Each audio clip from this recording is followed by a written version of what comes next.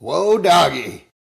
IndyCar Road America is always great, and this year is no exception. That was a fantastic race. Hi, I'm IndyCar Dad, your host for IndyCar News in 5 minutes. I read and watch everything IndyCar in the past week and then summarize it for you in 5 minutes. This is a review of the Road America race. The big news is it was a great race where no one could have predicted the winner. At the end of the second lap, Christian Lundgaard was in last place, and then he won the race. It was fantastic. Here's my very fast recap of the race. So Palou gets out front, and that sounds like it's going to be bad, right?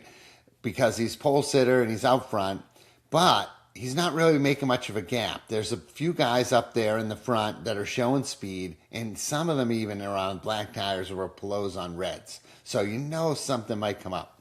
So they go through a set of pit stops, and Rosenqvist cycles to the lead. He had been on blacks, and he made him last longer. So then Palou makes a pit road speed violation, gets a drive-through penalty. So which you would think would send him all the way to the back, but some cautions come and they end up cycling Palou to like midfield.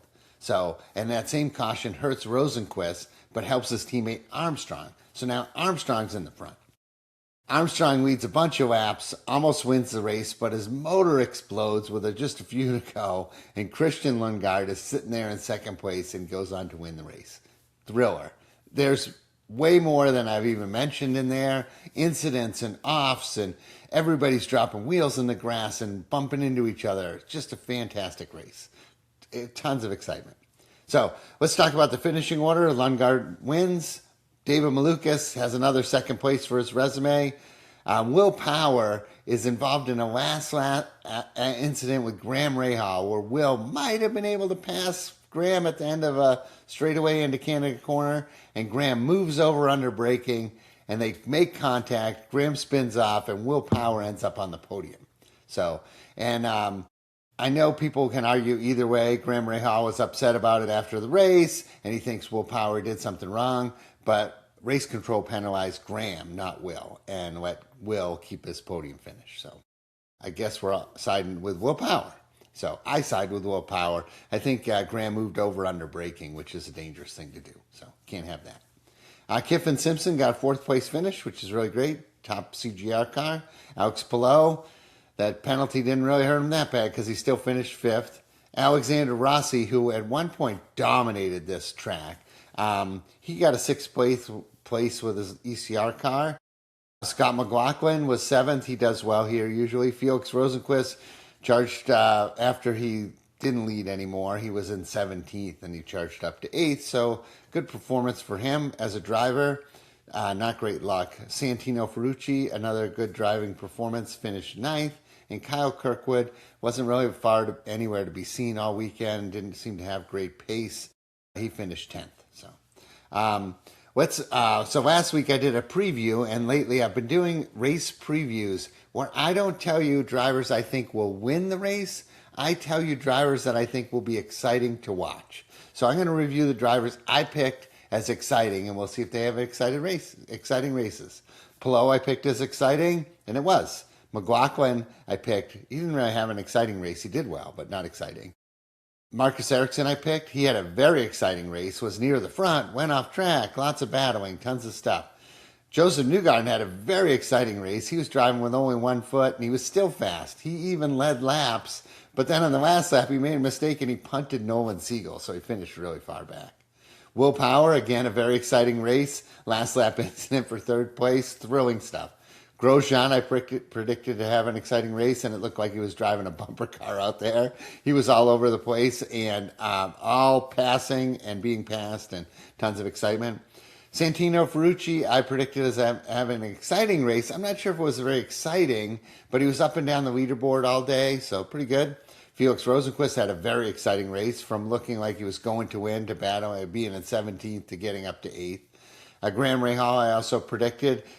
His certainly had the most exciting last lap, if it wasn't a good one for him.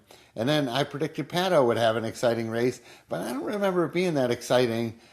He didn't seem to be in the mix too much through the day. So out of the 8 drivers I told you would have exciting races, I got 6. So I think I did pretty well. 2 drivers I wish I would have told you to watch, but I didn't know any better. Marcus Armstrong because he was thrilling, and Christian Lundgaard because last place to first place would have been fun if you were watching the leaderboard. Like if you're going to watch this race again, you would probably pay attention to where Lundgaard is at every stage. But during the race, I had no idea that he was going to win this race. So, but he had a great performance. Our top rookie was Kyle Collette in 16th. He looked better than that, but running an entire race as a rookie without incident is difficult. So top rookie 16th.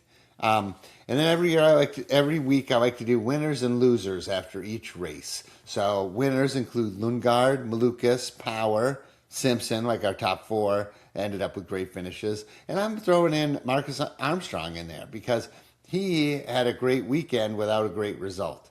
So in the loser category, I'm putting him in there also. So on showing speed, he's a winner, but on finish, he ends up a loser. Christian Rasmussen, I continue to not be impressed with Christian Rasmussen. I hope he doesn't punch me in the face if he sees me in the paddock. But again, he had a last place finish. I get it, the car broke, but also their team was kind of weird about it, and he ended up like right just after pit exit, ended up stopping on track. It's like, and that caution helped your teammate. I don't know. I don't want to accuse anybody of doing untoward things, but ECR's just dropped another ball on that one, and it just didn't work out well. And Graham Rahal, I think, to get yourself involved in a racing incident where you moved over on someone is one thing, but then when it doesn't work out in your favor and you blame the other driver, I give you a thumbs down on that, Graham. You got to take some personal responsibility in this world, my friend. So we're off this weekend. Mid-Ohio's coming up. I'll be there on race day, and I'll do a preview on which drivers you'll want to watch. So thanks for listening. I try to keep these brief and informative. You can find me on social media as Indycar Dad, and I hope to see you at the races.